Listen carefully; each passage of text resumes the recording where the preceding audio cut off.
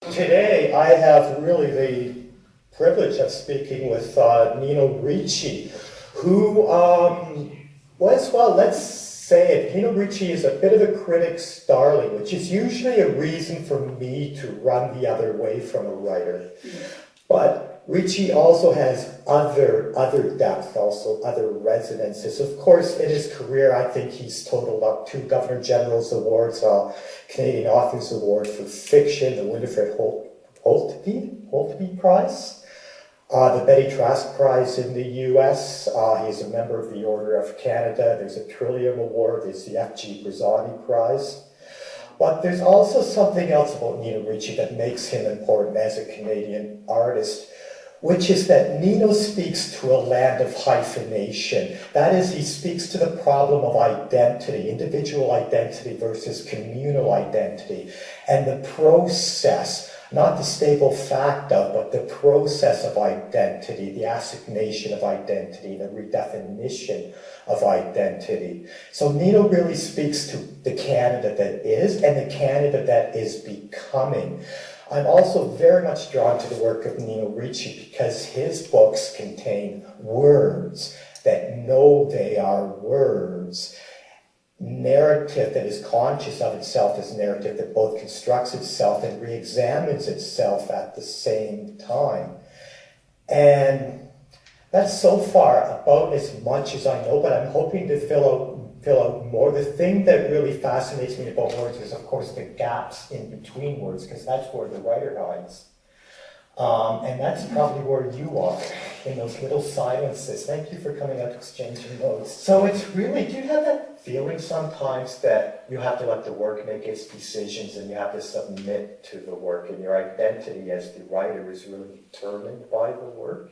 Do you have that feeling sometimes you're in control and sometimes the work is in control?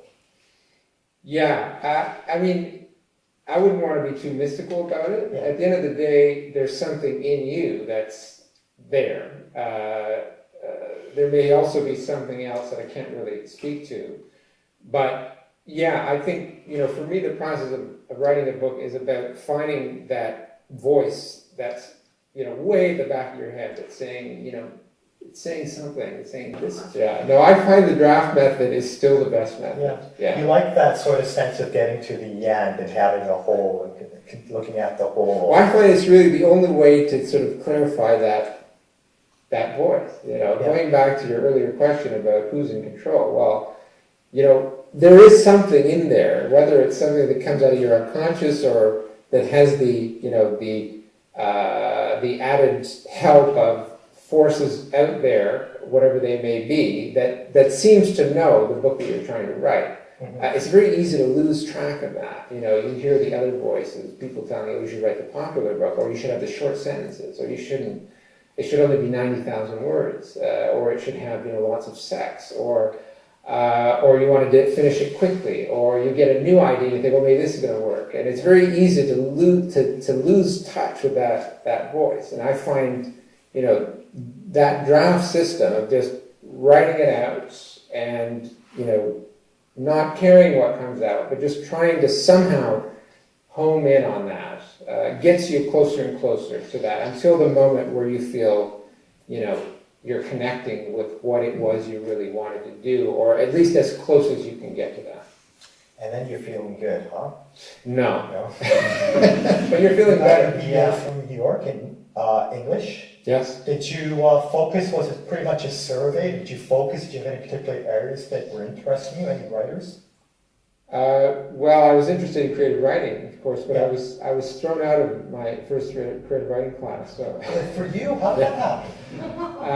It was a course being taught by W. Mitchell, and really? He had a very particular method of teaching that we called Mitchell. Well, I didn't do anything really bad, except I think I wrote badly, at least in his eyes.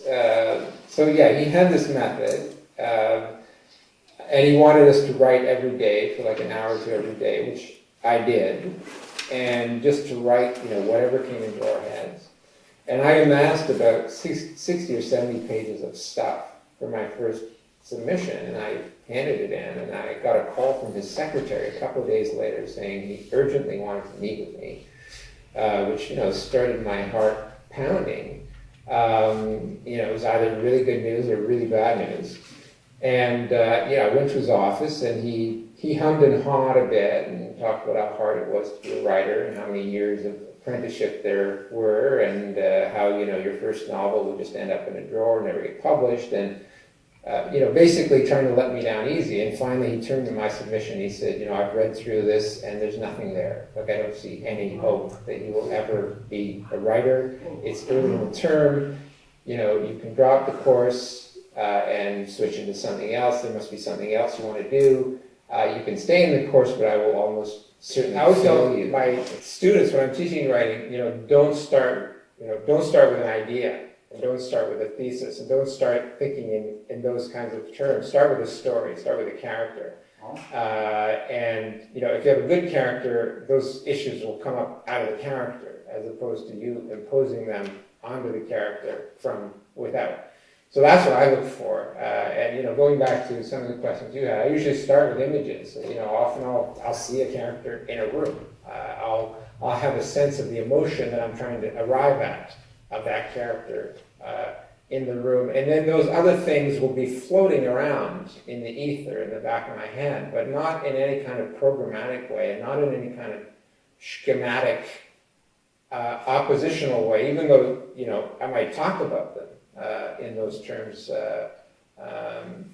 afterwards. But, a novel is it's not there to answer questions. It's there to look at reality and pose questions about it, and sometimes bring in, different paradigms.